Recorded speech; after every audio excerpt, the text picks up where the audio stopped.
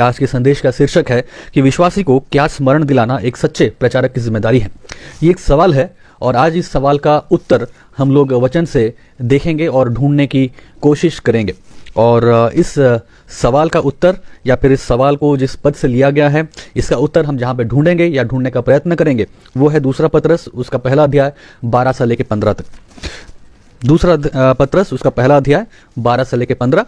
विश्वासी को क्या स्मरण दिलाना एक सच्चे प्रचारक की जिम्मेदारी है। आइए हम लोग मिलके इस वचन को पढ़ें।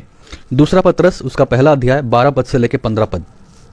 हिंदी बाइबल में इसका जो शीर्षक या हेडिंग है इस प्रकार लिखा है कि पतरस का अंतिम समय, और फिर 12 से 15 पद हम लोग पढ़ें। इसलिए यद्यपि तुम ये बातें जानते हो और जो सत्य वचन तुम्हें मिला है उसमें बने रहते हो, तो भी मैं तुम्हें इन बातों की सुधि दिलाने को सर्वदा तैयार रहूंगा। मैं ये अपने लिए उचित समझता हूं कि जब तक मैं इस डेरे में हूं तब तक तुम्हें सुधि दिलाकर उभारता रहूं, क्योंकि ये जानता हूं कि मेरे डेरे के गिराए जाने का समय शीघ्र आने वाला है, जैसा कि हमारे प्रभु यीशु मसीह ने मुझ पर प्रकट किया है। इसलिए मैं ऐसा यत्न करूंगा कि मेरे कूच करने के बाद तुम इन सब बातों को सर्वदा स्मरण कर सको। प्रभु के वचन के पढ़े जाने और उसके सुने जाने पे आशीष हो। और इसी वचन के आधार पे मैं आज आपके सामने इन बातों को थोड़ा सा शेयर करना चाहूँगा कि एक सच्चे प्रचारक की क्या जिम्मेदारी होती है। विश्वासियों को क्या स्मरण दिलाना एक सच्चे प्रचारक की जिम्मेदारी होती है। हम काफ़ी समय से लोकल चर्च की बात कर रहे हैं, स्थानीय कलीसिया की बात कर रहे हैं। हर संडे हम लोग प्रार्थना जब सुबह करते हैं, इस प्रेयर मीटिंग में, इस सुबह की प्रार्थना सभा में जब हम लोग शुरू प्रार्थना के द्वारा करते हैं, हम लोग हर वक्त की प्रार्थना कर रहे थे। आज भी हम लोगों ने किया कि जहाँ जहाँ स्थानीय कलीसिया है, जहाँ जहाँ लोग इकट्ठा होकर जमा हो रहे हैं, मिल रहे हैं, प्रभु का धन्यवाद हम लोगों ने दिया। जहाँ जहाँ नहीं हो पा रहा, हम लोग प्रार्थना लगातार कर रहे थे कि प्रभु उपाय करे कि लोग मिल पाएँ। तो स्थानीय कलीसिया यानी कि लोकल चर्च जहाँ पे हर संडे की सुबह लोग जमा होते हैं, आराधना करते हैं, इसका एक बहुत बड़ा महत्व है। और कई बार जब लोग स्थानीय कलीसिया जाने की बात करते हैं, लोकल चर्च में, अपने आसपास में जो चर्च है वहाँ पे जाने की बात करते हैं, कई बार लोगों के अलग अलग क्राइटेरिया होते हैं। और बहुत सारे लोग जब एक निर्णय लेते हैं कि मैं एक जनरल स्टेटमेंट कह रहा हूँ, मैं ये आपको पर्टिकुलरली टारगेट करके नहीं कह रहा हूँ या फिर किसी खास व्यक्ति विशेष के लिए नहीं कह रहा हूँ, मैं एक जनरल स्टेटमेंट कह रहा हूँ कि अक्सर जब लोग एक चर्च जाने के बारे में सोचते हैं या वो उनके मन में कोई डिसीजन वो लेते हैं कि अच्छा हम ये चर्च जाएंगे, कई बार या फिर अक्सर हम देखते हैं कि लोग कुछ ऐसे कारणों से कलीसिया को पसंद करते हैं या जाना चाहते हैं। अगर उस एरिया में 3 या 4 चर्चेस हैं, उनके आसपास 2 या 3 चर्चेस हैं, जब वो कोई पर्टिकुलर चर्च में जाते हैं, उसके पीछे कारण जो होते हैं वो कई बार एक सही कारण नहीं होते हैं, जिसे हम लोग अंग्रेजी में सुपरफिशियल रीजंस कहते हैं। यानी कि एक ऐसे कारण होते हैं चर्च जाने के लोगों के पास जो कि वास्तव में सही नहीं होता है। कुछ लोग कोई एक पर्टिकुलर चर्च इसलिए जाना पसंद करते हैं क्योंकि उनको लगता है कि नहीं, यहाँ के जो गाने हैं ये हमें बहुत अच्छे लगते हैं, या वो सबसे जो लेटेस्ट गाने हैं जो यूट्यूब में हैं या जो लेटेस्ट जो हमारे वर्शिप लीडर्स हैं वो लोग गाते हैं, उन गानों को वहाँ पे गाया जाता है और इस वजह से मैं वहाँ पे जाना पसंद करता हूँ, या फिर हमारा परिवार जाना पसंद करता है। बाकी चर्चेस में पुराने हिम्स केवल गाते हैं, हमें अच्छा नहीं लगता। कुछ लोग का मानना होता है नहीं, उस चर्च में बच्चों के लिए काफ़ी अच्छी एक्टिविटीज़ हैं, यूथ के लिए काफ़ी एक्टिविटीज़ हैं, और हमारे बच्चे जो हैं थोड़े बड़े हो रहे हैं, अगर वहाँ पे जाएंगे तो फिर सही रहेगा, हमारे बच्चे वो संडे स्कूल में जाएंगे या फिर यूथ प्रोग्राम में चले जाएंगे। तो उनका क्राइटेरिया वो होता है।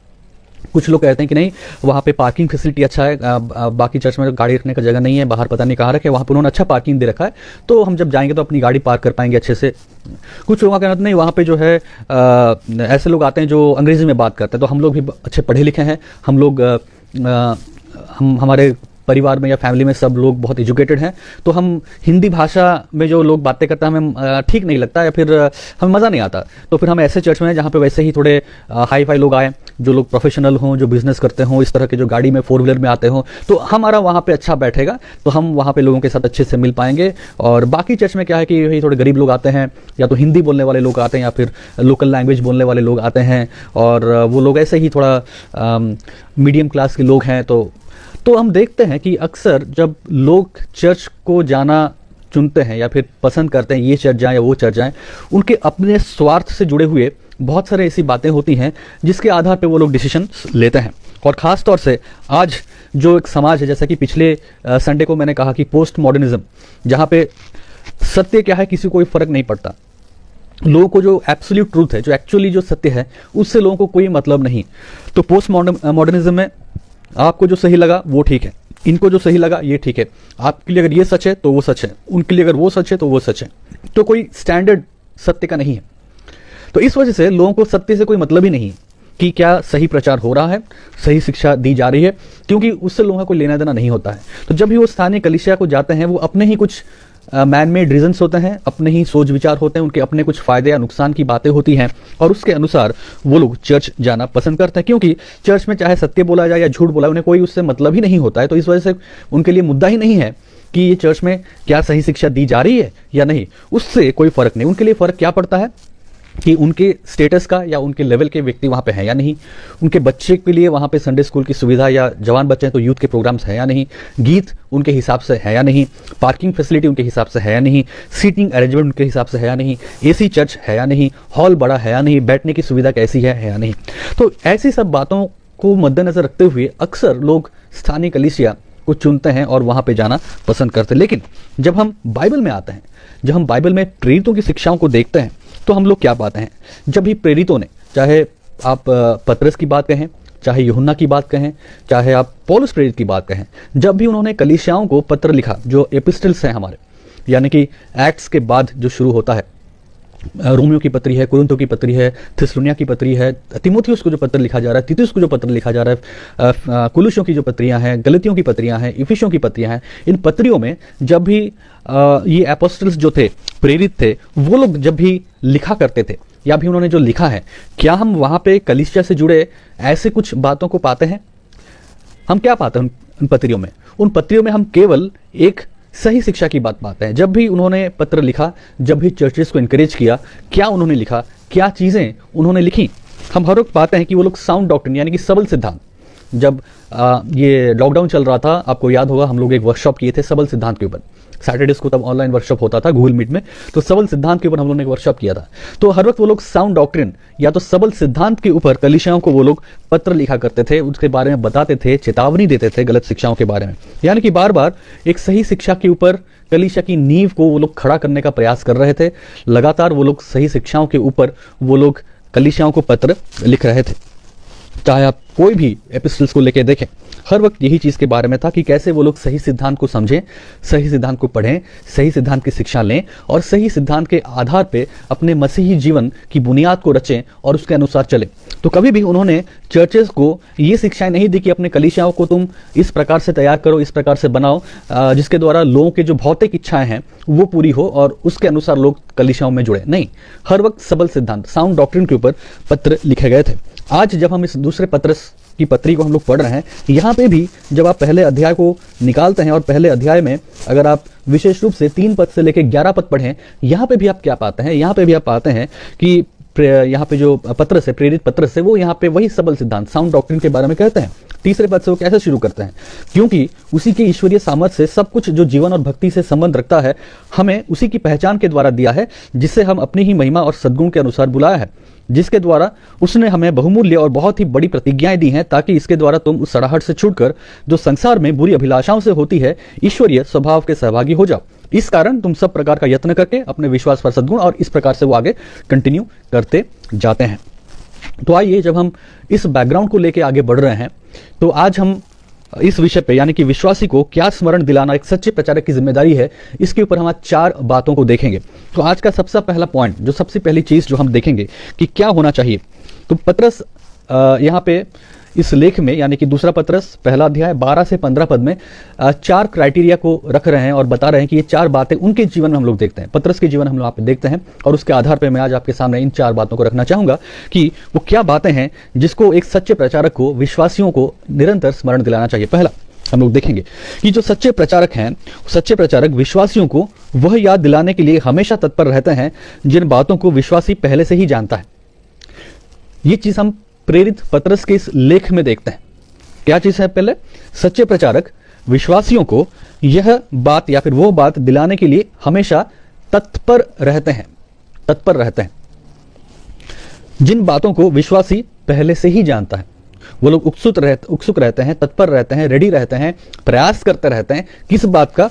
उन बातों को याद दिलाने के लिए जो विश्वासी पहले से ही जानते हैं। 12 पद, इसलिए यद्यपि तुम ये बातें जानते हो और जो सत्य वचन तुम्हें मिला है उसमें बने रहते हो, तो भी मैं तुम्हें इन बातों को सुधि दिलाने को सर्वदा तैयार रहूंगा।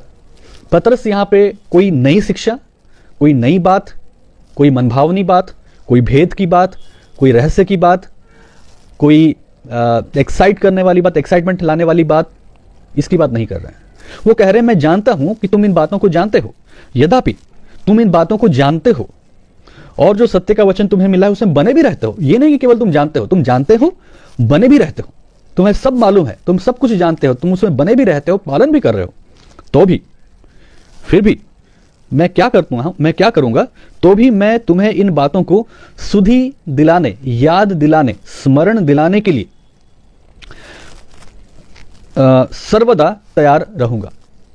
सर्वदा तैयार रहूंगा यानी कि ये एक सच्चे प्रचारक, और यहां पे हम प्रेरित पतरस को ले रहे हैं, और अगर हम प्रेरित पतरस का उदाहरण ले रहे हैं, हम इसे हर उस प्रचारक के ऊपर अप्लाई कर सकते हैं, चाहे मैं हूं, चाहे आप हैं, चाहे कोई भी है, हम सबों के ऊपर ये बात अप्लाई होता है कि क्या हमारे अंदर ये इच्छा है कि, या फिर ये रिस्पॉन्सिबिलिटी है, क्या हम इसको एक गंभीरता से समझते हैं, क्या हम इसको एक गंभीरता पूर्वक इस बात को सोचते हैं, और क्या हम सर्वदा तैयार रहते हैं। किस चीज के लिए हम सर्वदा तैयार हैं, किस चीज के लिए मेहनत करें, किस चीज के लिए हम प्रचार करें, उन बातों को स्मरण दिलाने के लिए जो विश्वासी पहले से ही जानते हैं। हम कोई नई बात उन्हें नहीं सिखाने वाले हैं, हम कोई नई बात नहीं कहने वाले हैं। और कई बार लोग ऐसा नहीं करते क्योंकि उन्हें लगता है कि अगर हम रिपीट करेंगे तो शायद लोग को बुरा लगेगा।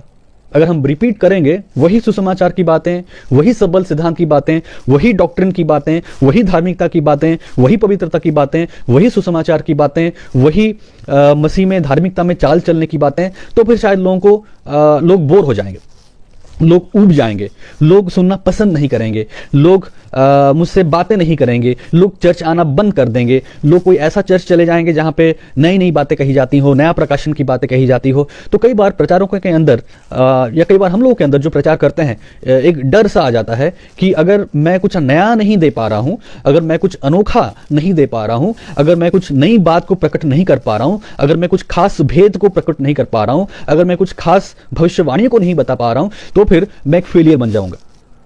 क्योंकि लोग एक ही चीज को, एक ही बात को, एक ही शिक्षा को जिसको जानते हैं और उसको जानते हैं, मानते हैं और उसके ऊपर चल भी रहे हैं, उसको क्यों सुनेंगे, क्यों वो सुनना पसंद करेंगे। तो लोगों को नया चाहिए, लोगों को नई चीज चाहिए, लोगों को अनोखी बातें चाहिए। तो as a pastor, as a preacher, as a teacher मुझे नया चीज डिलीवर करना चाहिए, क्योंकि एक ही चीज बार बार, लगातार, सदा सर्वदा लोग को पसंद नहीं आएगा। और लोग एग्जाम्पल देते हैं, अरे क्या आपको हर दिन क्या आपको चावल दाल खाना अच्छा लगता है? अच्छा ठीक है, चावल दाल का डेली खाएंगे, लेकिन कभी कभी नया चीज, हमको नया चीज अच्छा लगता है। तो लोग कई बार वैसा कंपैरिजन करते हैं, बोलते हैं कि अगर खाने में आपको ऐसा लगता है कि भाई एक ही चीज खा खा के बोर हो आते हैं, तो फिर एक ही प्रचार या फिर एक ही टाइप का प्रचार सुन के लोग बोर हो जाएंगे, उनको कुछ नया दो। तो उस दबाव में कई बार लोग या प्रचारक भटक जाते हैं और वो उन बातों को स्मरण नहीं दिलाते हैं जो लोग पहले से ही जानते हैं। लेकिन यहां पे पतरस प्रेरित क्या कह रहे हैं कि मैं जानता हूं, यद्यपि तुम इन बातों को जानते हो, सत्य के वचन जो तुम्हें मिला है उसमें बने रहते हो, तो भी फिर भी मैं इन बातों की सुधि दिलाने को सदा तैयार रहता हूं। क्या बाइबल में हम ऐसा पाते हैं कि बार बार कोई चीज को रिपीट किया गया? बिल्कुल हम पाते हैं। जब आप पुराने नियम में आते हैं, आप क्या देखते हैं? आप देखते हैं कि व्यवस्था विवरण 5 अध्याय में भी हम लोग देखते हैं कि जो 10 आज्ञा है, जो कि निर्गमन 20 में था, वो रिपीट हुआ है। आप जब क्रॉनिकल्स की किताबों को पढ़ते हैं, इतिहास की किताबें, वो और राजा की किताबें ऑलमोस्ट सिमिलर है। जब आप भजनों को पढ़ते हैं, भजन में भी तो बहुत सारी बातें बहुत सिमिलर है, रिपीट किया गया है। तो ऐसा नहीं कि बाइबल में इसका उल्लेख नहीं है। बाइबल में हम एक एग्जाम्पल हम पाते हैं जहां पे बहुत बार सेम चीजों को रिपीट भी किया था। यीशु मसीह भी जब प्रचार करते तो वो भी अपने कितनी बार उन्होंने अपने मैसेजेस को रिपीट किया, कितनी बार वो एक चीज को बताते रहते थे, लगातार उन्हीं बातों को बोलते रहते थे। ऐसा नहीं कि यीशु मसीह हर प्रचार में कुछ नया नया चीज, यीशु मसीह का फोकस एक ही था, एक ही संदेश था, और वो लोगों को वही संदेश बार बार सुनाते रहते थे। पत्रियों में जो आप पढ़ते हैं, चाहे इफिसियों की पत्री, गलतियों की पत्री, फिलिपियों की पत्री, कुलुसियों की पत्री, कुरिन्थियों की पत्री, वही चीज, वही डॉक्ट्रिन्स आप बार बार पाते हैं। पौलुस प्रेरित उन्हीं चीजों को रिपीट करते रहते हैं। ये नहीं कि एक चर्च, हर एक चर्च में कुछ नया चीज। जब हम आज बाइबल को पढ़ रहे हैं, उस पत्रियों को, हम उस सेम डॉक्ट्रिन को बार बार रिपीट होते हुए पाते हैं। तो हम देखते हैं कि प्रेरितों ने वो मॉडल रखा है जहां पे उन्होंने सबल सिद्धांतों को, साउंड डॉक्ट्रिन्स को लोगों को स्मरण दिलाना चाहा, स्मरण दिलाते रहे। और आज हमारी भी ये जिम्मेदारी है कि अगर हम एक सच्चे प्रचारक हैं तो हम प्रेरित पतरस के जीवन से एक उदाहरण को ले सकते हैं, उनके जीवन से वो मॉडल को हम कॉपी कर सकते हैं और देख सकते हैं कि कैसे वो क्या करते थे और वो यहाँ पे क्या कर रहे हैं। उन बातों को याद दिलाने के लिए हमेशा तत्पर रहते हैं जिन बातों को विश्वासी पहले से ही जानते हैं।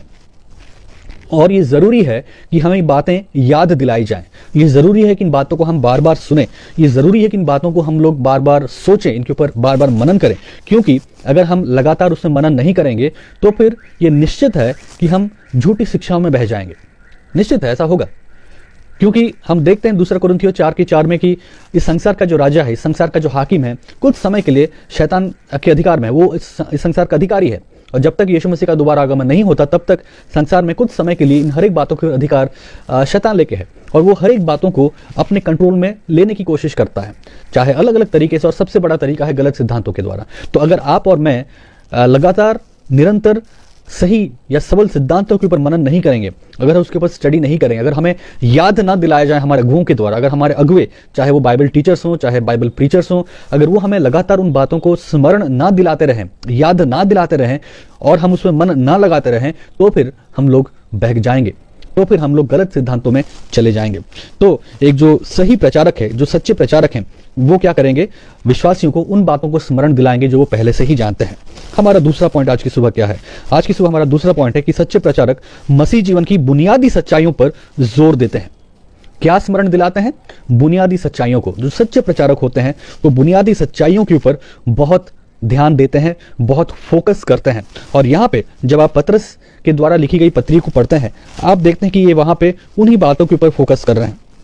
जो झूठे शिक्षक हैं, जो भरमाने वाले शिक्षक हैं, जो आपको इमोशनली ट्रिगर करते हैं, जो आपको भावुक कर देते हैं, उनके पास हर वक्त नई नई बातें होंगी, उनके पास नई शिक्षाएं होंगी, उनके पास भेद होंगे, उनके पास प्रकाशन होंगे, उनके पास स्वप्न होंगे, उनके पास दर्शन होंगे, जो हर बार नया होगा, जो हर बार एक बहुत ड्रामेटिक होगा, बहुत बार वो आपको एकदम इमोशनली कैप्चर कर लेगा। और वो लोग क्या करते हैं, उन बातों पे बहुत फोकस करते हैं।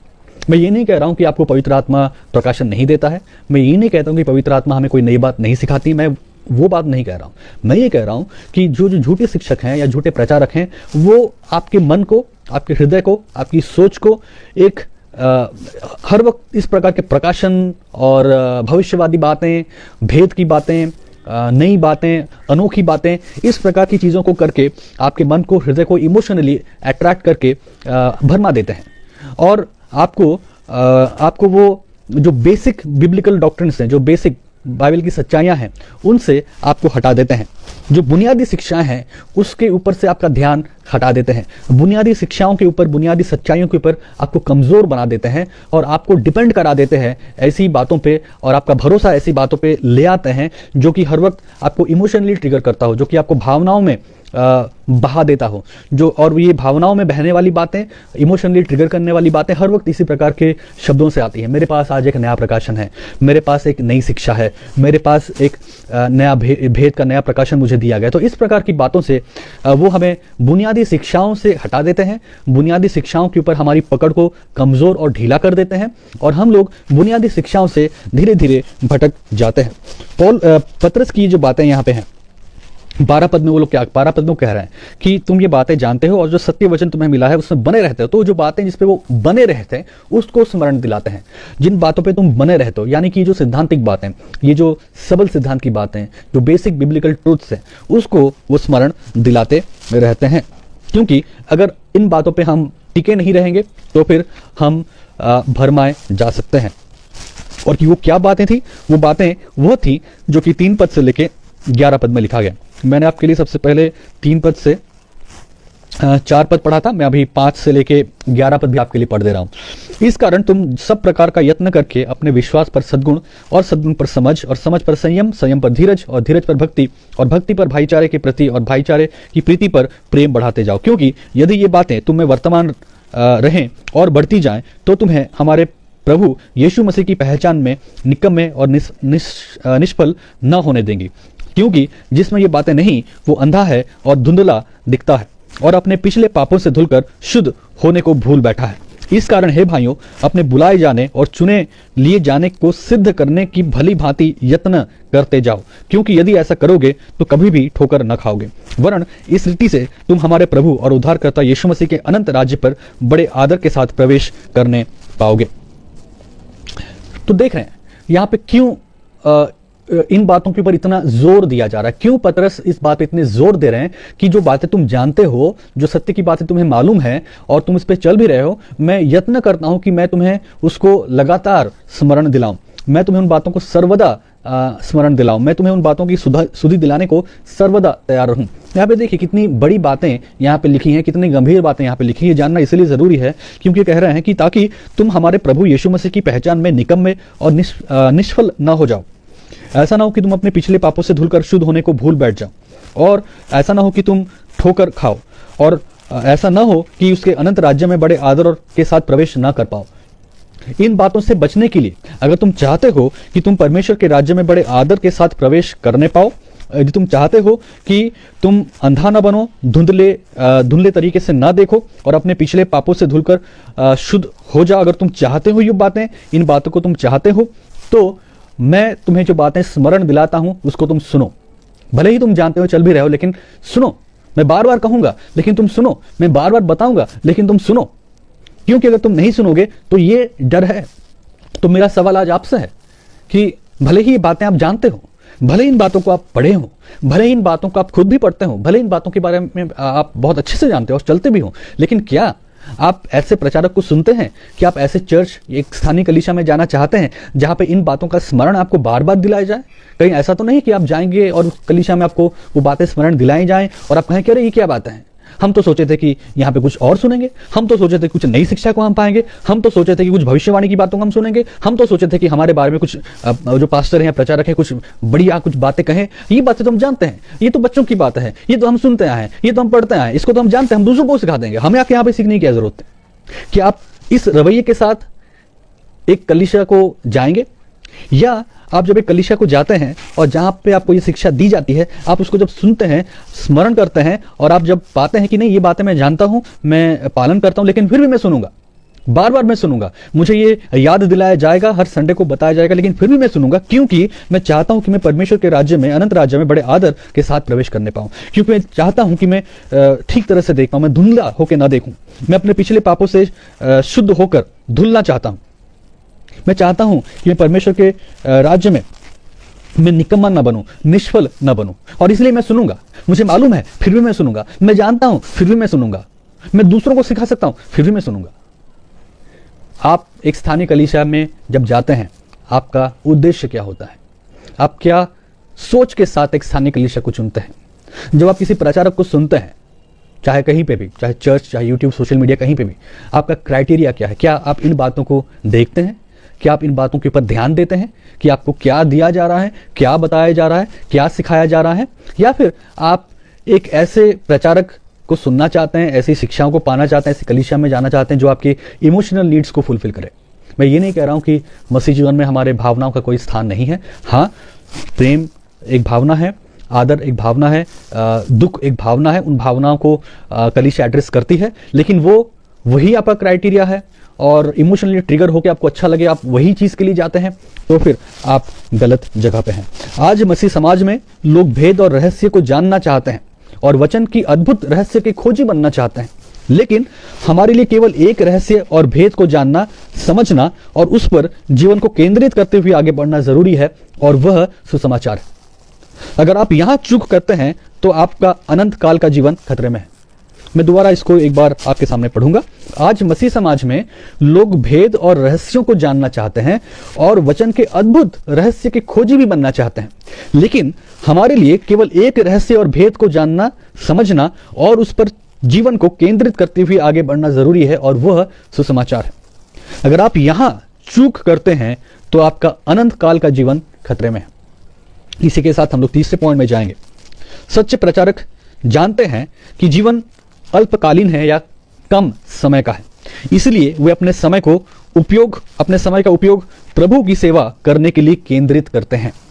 सच्चे प्रचारक जानते हैं कि जीवन अल्पकालीन है, क्षण भर का है, कम समय का है, इसलिए वे अपने समय का उपयोग प्रभु की सेवा करने के लिए केंद्रित करते हैं। 13 से 14 पद। मैं ये अपने लिए उचित समझता हूं कि जब तक मैं इस डेरे में हूं तब तक तुम्हें सुधि दिला दिला कर उभारता रहूं, क्योंकि ये जानता हूं कि मेरे डेरे के गिराए जाने का समय शीघ्र आने वाला है, जैसा कि हमारे प्रभु यीशु मसीह ने मुझ पर प्रकट किया है। पौलुस जानते थे कि उनका समय निकट है। पौलुस जानते थे कि उनका मृत्यु का समय निकट आ चुका है। एक पुराने लेखक है जिनका नाम यूसेबियस है और उन्होंने एक्लेसियास्टिक हिस्ट्री में एक किताब है जिसमें उन्होंने लिखा था। इन लेखक का नाम यूसेबियस है, ये अर्ली चर्च में पाए जाते हैं और इन्होंने ही लिखा था कि पतरस जो है उनको उल्टा, मतलब क्रूस पे उन्होंने उल्टा उनको लटकाया गया और फिर उनको सूली पे चढ़ाया गया।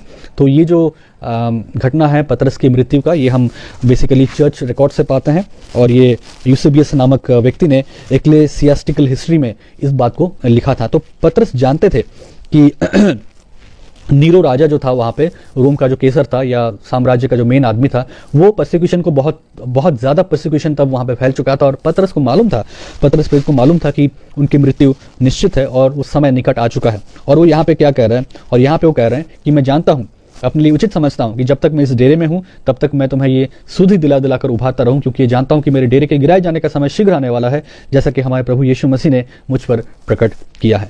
तो इस तीसरे पॉइंट में हमारे पास कुछ सब पॉइंट है। पहला सब पॉइंट यह है कि क्योंकि जीवन अल्पकालीन है या कम है, परदेसी के रूप में जिएं, उन चीज़ों पर ध्यान केंद्रित करें जो अनंत है। हम यहाँ पे जब पतरस के पत्रियों को पढ़ते हैं, पहले पतरस में वो क्या लिखते हैं, पहले पतरस में वो, मैं उसका हेडिंग पढ़ दे रहा हूँ, पहला पतरस उसका 1 अध्याय और उसका पहला पद, जहाँ पे वो ये कह रहे हैं, पतरस की ओर से जो यीशु मसीह का प्रेरित है उन परदेसियों के नाम। तो जब वो रेफर करते हैं वो कहते हैं कि तुम लोग क्या हो, परदेसी हो। और यहाँ पे दूसरे अध्याय में जब हम पढ़ते हैं वो लिखा है कि मेरे डेरा, जब तक मैं इस डेरे में हूँ या तंबू में हूँ।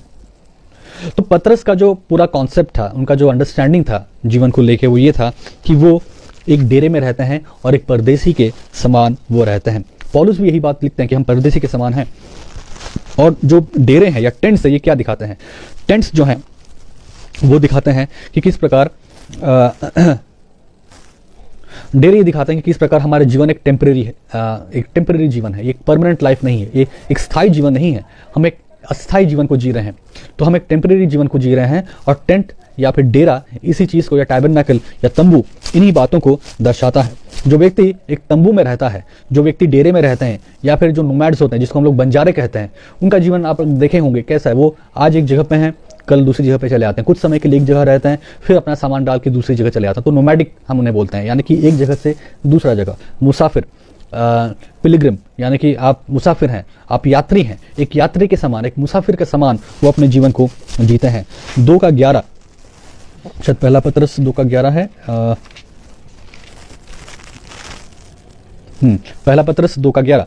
हे प्रियो, मैं तुमसे विनती करता हूं कि तुम अपने आप को परदेसी और यात्री जानकर उन सांसारिक अभिलाषाओं से जो आत्मा से युद्ध करती हैं बचे रहो। पतरस क्या कह रहे हैं, हमें अपने आप को क्या समझना है, परदेसी समझना है। हमें अपने को क्या समझना है, यात्री समझना है। और ये जानकर, ये समझकर कि हम परदेसी हैं, हम यात्री हैं, हमें क्या करना है, हमें उन सांसारिक अभिलाषाओं से जो आत्मा से युद्ध करती हैं हमें बचते रहना है, या फिर उनसे हमें बचना है। तो जो यात्री होता है, जो परदेसी होता है, वो क्या करता है, वो ये समझता है कि वो एक अल्पकालीन समय के लिए है और अपना डेरा में वो रहता है और डेरे को उठाकर एक जगह से दूसरे जगह को जाता है, क्योंकि वो समझता है कि कोई भी जगह उसके लिए परमानेंट नहीं है। ठीक उसी तरह आपको और मुझे भी इसी मानसिकता के साथ चलना है। जो सच्चे प्रचारक हैं वो इस चीज को अपने जीवन के द्वारा दर्शाते हैं, या फिर इसको शिक्षा भी देते हैं, न केवल अपने जीवन के द्वारा दर्शाते हैं, इसके बारे में शिक्षा भी देते हैं, क्योंकि वो जानते हैं कि उनका जीवन अल्पकालीन है। और वो कहते हैं कि परदेसी के समान जिएं और उन चीजों पर ध्यान केंद्रित करें जो कि अनंत है। जो चीजें अनंत नहीं है, जो सांसारिक है, उस पर अपने जीवन को केंद्रित न करें। तो एक सच्चे प्रचारक इन बातों के बारे में दूसरों को सचेत कराते हैं और खुद भी ऐसा ही जीवन को जीते हैं। 2 कुरिन्थियों 4 अध्याय 16 से 18। 2 कुरिन्थियों 4 अध्याय 16 से 18। इसलिए हम हियाव नहीं छोड़ते, यद्यपि हमारा बाहरी मनुष्यत्व नष्ट होता जाता है तो भी हमारे भीतरी मनुष्यत्व दिन प्रतिदिन नया होता जाता है, क्योंकि हमारा पल भर का हल्का सा क्लेश हमारे लिए बहुत ही महत्वपूर्ण और अनंत महिमा उत्पन्न करता है। और हम तो देखी हुई वस्तुओं को नहीं परंतु अनदेखी वस्तुओं को देखते रहते हैं, क्योंकि देखी हुई वस्तुएं थोड़े ही दिन की हैं परंतु अनदेखी वस्तुएं सदा बनी रहती हैं। और पौलुस भी यहाँ पे यही कहते हैं कि उन बातों पे फोकस मत करो जो कि क्षण भर की हैं, जो सड़ते जाते हैं, लेकिन उन बातों पे अपना ध्यान रखो, अपने सोच को केंद्रित करो जो कभी सड़ेंगी नहीं। पहाड़ी उपदेश में हम लोग क्या पढ़ते हैं यीशु मसीह के बारे में, वो कहते हैं कि अपना धन कहाँ जमा करो? उन जगह पे नहीं, धरती पे नहीं जहां चोर आके सेंध लगा लें, जहां वो नाश हो जाए, लेकिन अपना धन वहां इकट्ठा करो जो कभी नाश नहीं होगा, जहां पे चोर सेंध नहीं लगा सकता, जहां पे चोर चोरी नहीं कर सकता और कीड़े उसे खा नहीं सकते।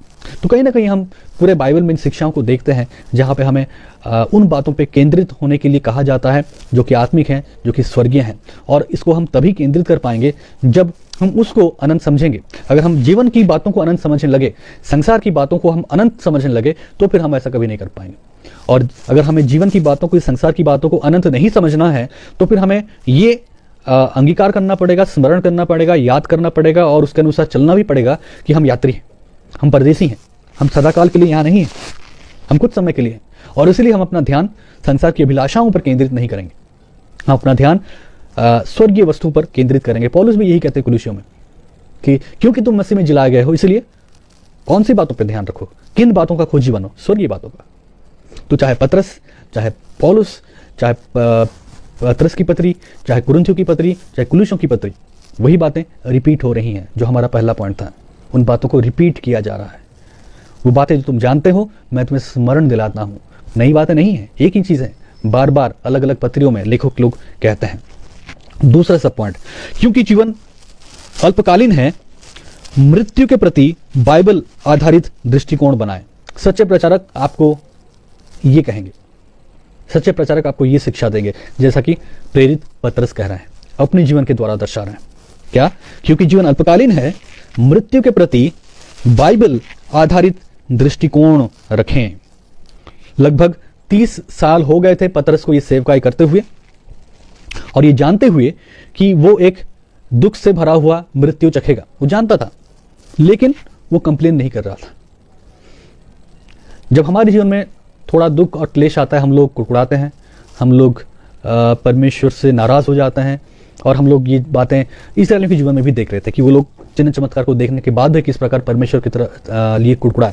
लेकिन जब हम पतरस के जीवन को देखते हैं, वो लगभग 30 साल तक सेवकाई कर रहा था, और 30 साल तक सेवकाई करने के बाद जो हमारा मनुष्य का प्रवृत्ति है ना, हम लोग एक धारणा में आ जाते हैं जहां पे हमें लगता है कि नहीं हमें कुछ अच्छा प्रतिफल मिलना चाहिए संसार में। क्यों? क्योंकि हम फेथफुली इतने साल तक मिनिस्ट्री कर रहे हैं, हम फेथफुली प्रचार कर रहे हैं, हम फेथफुली प्रभु के पीछे चल रहे हैं। तो 1 साल नहीं, 2 साल नहीं, 5 साल नहीं, 10 साल, 15 साल, 20 साल, तो लोग क्या कहते हैं, या लोग सोचते हैं कि क्योंकि हम प्रभु के पीछे चल रहे हैं, इतने साल तक हमने फेथफुली सेवा किया, अच्छे से सेवा किया, सब कुछ किया, तो फिर ये तो बनता है कि भाई हमें एक अच्छा प्रतिफल मिले और संसार में।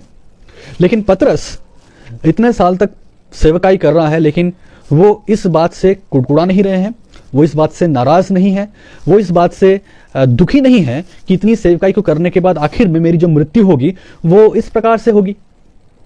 क्योंकि वो कहता है मैं ये जान चुका हूं, क्योंकि मैं ये जानता हूं कि मेरे डेरे के गिराए जाने का समय शीघ्र आने वाला, वो जानता है।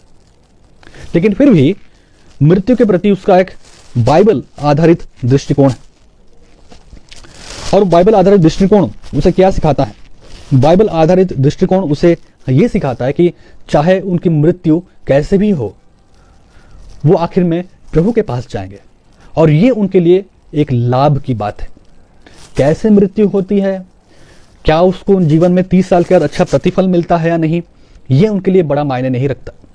वो अपने मृत्यु को लेके एक बाइबल आधारित दृष्टिकोण रखते हैं। वो कुड़कुड़ाते नहीं हैं, गुस्सा नहीं होते हैं, क्रोधित नहीं होते हैं कि ये क्या, इतना दुख सहा, इतना तकलीफ सहा, और अब ऐसा मरना है। लेकिन उनका दृष्टिकोण क्या था? बाइबल आधारित दृष्टिकोण क्या है? 2 कुरिन्थियों 5 अध्याय को हम निकालें। 2 कुरिन्थियों उसका 5 अध्याय और उसका पहला पद हम लोग क्या देखते हैं? क्योंकि हम जानते हैं कि जब हमारी पृथ्वी पर का डेरा सरीखा घर गिराया जाएगा, तो हम परमेश्वर की ओर से स्वर्ग पर एक ऐसा भवन मिलेगा जो हाथों से बना हुआ घर नहीं परंतु चिरस्थायी है। 8वां पद भी हम लोग पढ़ लेंगे। 8वां पद में क्या लिखा है? इसलिए हम ढांढस बांधे रहते हैं और देह से अलग होकर प्रभु के साथ रहना और भी उत्तम समझते हैं।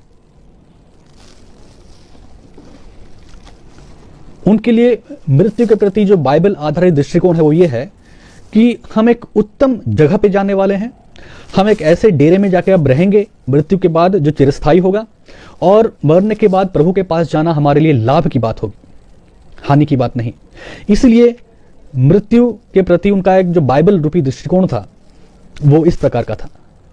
वो इस बात से कुड़कुड़ाते नहीं थे, चिढ़ते नहीं थे, क्रोधित नहीं होते थे कि संसार में उनको प्रतिफल मिला या नहीं मिला, संसार में उन्हें अपनी सेवकाई का प्रतिफल मिला या नहीं मिला। वो इस बात से क्रोधित नहीं थे।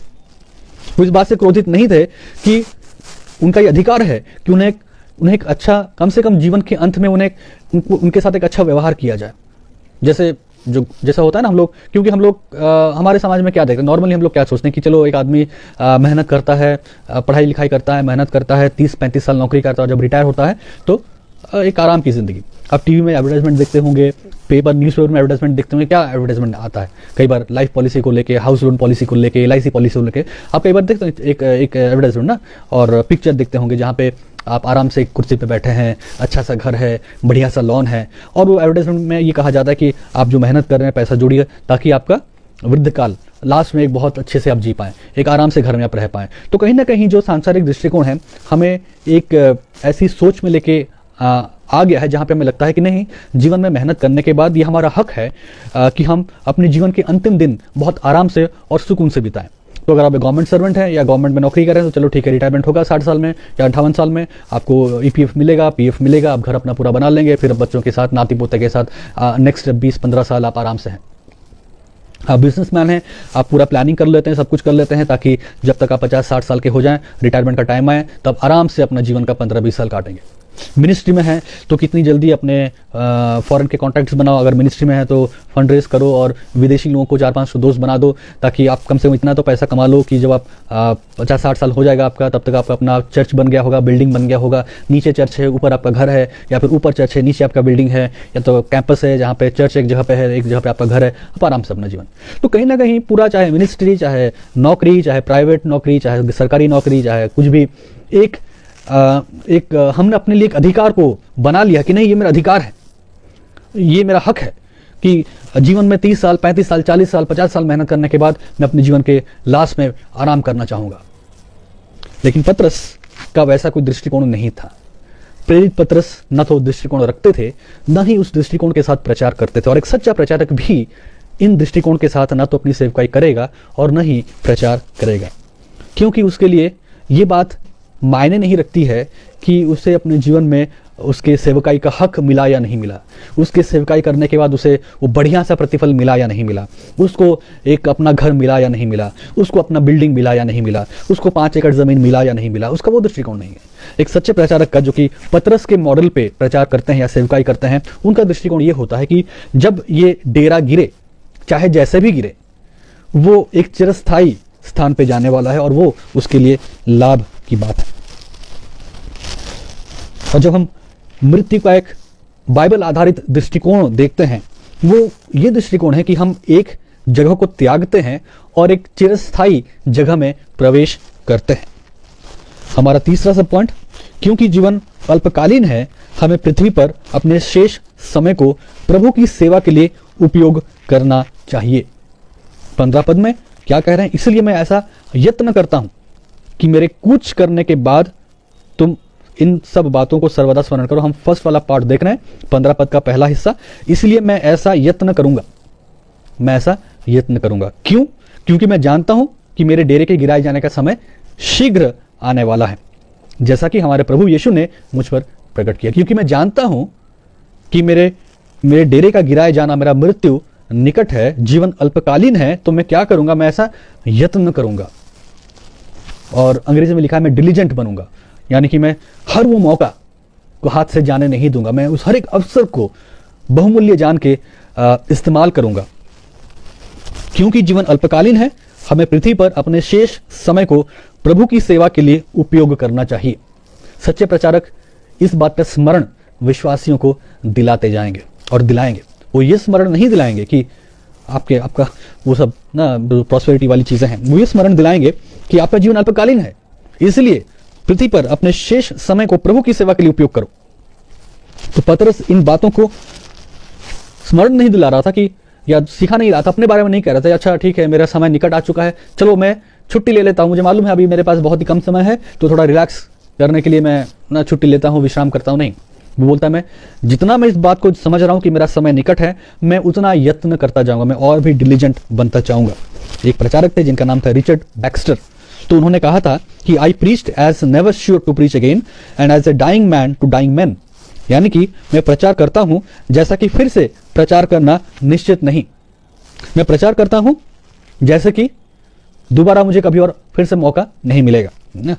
तो उनके प्रचार, उनका जो प्रीचिंग है, उनका कहना है कि मैं इस प्रकार उस प्रचार को लेता हूं कि अब मेरे पास दोबारा मौका नहीं, तो जो भी है ये मेरा अंतिम प्रचार है और इसमें मैं जितना हो सकूं प्रभु के बारे में, उन सबल सिद्धांतों के बारे में बताऊं। और फिर लिखा है as never sure to preach again and as a dying man to dying man, और एक मरते हुए आदमी के रूप में उन लोगों को प्रचार करता हूं जो मरे हुए हैं अपने पाप में। तो मैं प्रचार करता हूं जैसा कि फिर से प्रचार करना निश्चित नहीं, और एक मरते हुए मनुष्य के समान, क्योंकि मैं जानता हूं कि मेरा समय निकट है, मैं उन मनुष्य को प्रचार कर रहा हूं जो अपने पाप में मरे हुए हैं। क्या हम ऐसे अपने जीवन को जीना चाहते हैं? तो जीवन के प्रति हमारा जो नजरिया है, ये समझते हुए कि हमारा जीवन अल्पकालीन है, इसलिए जो भी हमारे पास शेष समय है वो हम प्रभु की सेवा के लिए उपयोग करना चाहिए। एक ऐसे मनुष्य के समान हमें जीना और मरना है जो दर्शाता है कि यीशु मसीह में हमारी संतुष्टि है और वही हमारा खजाना है, ना कि ऐसे मनुष्य के समान जीना और मरना जो दर्शाता है कि संसार और भौतिकवाद में उनका खजाना है। तो आपको कैसे जीना है और आपको कैसे मरना है? एक ऐसे मनुष्य के समान हमें जीना और मरना है जो दर्शाता है कि यीशु में हमारी संतुष्टि है और वही हमारा खजाना है, ना कि एक ऐसे मनुष्य के समान जीना और मरना जो दर्शाता है कि संसार और भौतिकवाद उसका खजाना है। इसके साथ हम अपने आखिरी पॉइंट में आएंगे, जो कि चौथा पॉइंट है। सच्चे प्रचारक विश्वासियों को जागरूक करने के लिए परिश्रमी होते हैं, क्योंकि सच्चे प्रचारक के चले जाने के बाद भी वो आवश्यक सत्य की बातें विश्वासियों का मार्गदर्शन करता रहे। तो सच्चे प्रचारक विश्वासियों को जागरूक करने के लिए परिश्रमी होते हैं, क्योंकि वो ये चाहते हैं कि अपने चले जाने के बाद भी वो आवश्यक सत्य की बातें विश्वासियों का मार्गदर्शन करता रहे। तो सच्चे प्रचारक अपना किंगडम नहीं बनाते हैं। सच्चे प्रचारक विश्वासियों को प्रचार करके, उनको मोटिवेट करके, उनके घर में जाके उनसे फेलोशिप करके अपना राज्य बनाने की बात नहीं करते, अपने घर में पैसा लाने की बात नहीं करते, अपने फायदे की बात नहीं करते। लेकिन सच्चे प्रचारक विश्वासियों को जागरूक करने के लिए परिश्रम करते हैं, ताकि जब ये चले जाएं या मर जाएं तो ये सत्य की बातें, जो आवश्यक सत्य की बातें हैं, वो विश्वासियों का मार्गदर्शन करता रहे। इसलिए मैं यत्न करता हूं, परिश्रम करता हूं, डिलीजेंटली मेहनत करता हूं कि मेरे कूच करने के बाद, मेरे मर जाने के बाद तुम इन सब बातों को सर्वदा स्मरण कर सको। तो सच्चा प्रचार क्या करता है? पतरस प्रेरित यहां पे क्या कर रहे हैं? कह रहे हैं कि मैं परिश्रम करता हूं, इन बातों को तुम्हें इसलिए स्मरण दिलाता हूं क्योंकि मेरे चले जाने के बाद मैं चाहता हूं कि ये सत्य की बातें को तुम स्मरण करो, सर्वदा स्मरण करो, और ये तुम्हारा मार्गदर्शन करता रहे। हमारे स्वभाव के कारण, हमारे पाप में स्वभाव के कारण, हमारे पाप में प्रवृत्ति के कारण हम सब के अंदर एक आदत है कि हम कुछ समय के बाद आत्मिक रीति से कमजोर। अक्सर हम पाया जाता है कि मनुष्य की जो प्रवृत्ति है वो ये है कि वो शुरुआत तो अच्छी करता है, शुरुआत में वो बहुत अच्छा आत्मिक रीति से चलता है, चाहे वो साल की शुरुआत हो, चाहे वो आत्मिक जीवन की शुरुआत हो, तो बहुत अच्छे रहता है। लेकिन कुछ समय के बाद उनके जीवन में आत्मिक आलसपन आ जाता है, आत्मिक ढिलाई आ जाती है। और इसलिए जरूरी है कि हमारे मध्य में ऐसे प्रचारक हों, हम ऐसी कलीसिया को जाएं, स्थानीय कलीसिया जाएं जहां सच्चे प्रचारक हो, जो आपको लगातार ये बातें स्मरण दिलाते जाएं, जो आपको लगातार ये बातें याद दिलाते जाएं, जो लगातार आपको ये बातें याद करवाते जाएं, आपको स्मरण दिलाते जाएं। जैसा कि पतरस यहाँ पे लिखता है कि मैं यत्न करता हूँ, मेहनत, और वो मेहनत करते हैं। वो ये नहीं कि चलो ठीक है थोड़ा सा बात कर लेंगे। पतरस यहाँ पे क्या कह रहे हैं? कह रहे हैं कि मैं ऐसा यत्न करूंगा, मैं ऐसा परिश्रम करूंगा। क्या आप अगर अपने आप को सेवक मानते हैं, पास्टर मानते हैं, तो क्या आप वो परिश्रम कर रहे हैं? आपका परिश्रम किन बातों में जा रहा है?